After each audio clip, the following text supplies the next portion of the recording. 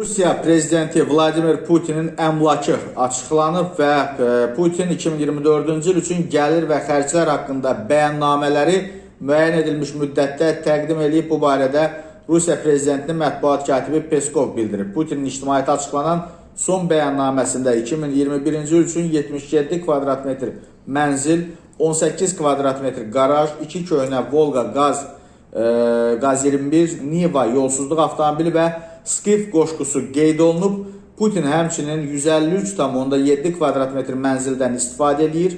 Bütün bu əmlaklar Rusiyada yerləşir. Həmin il prezidentin gəliri təxminən 10,2 milyon rubl, 204,5 min manat təşkil edib. Eyni əmlaklar Putin tərəfindən 2024-cü ildə keçirilən prezident seçkisində namizəd kimi təqdim edilən bəyannamədə də qeyd olunub və bu arada qeyd edək ki, qanuna görə yüksək vəzifəli dövlət qulluqçuları hər il aprelin 1-nə qədər öz gəlir və xərcləri barədə məlumat verməlidirlər, lakin 2023-cü ildə bu məlumatlar bəyan edilsə də dərc edilmirdi.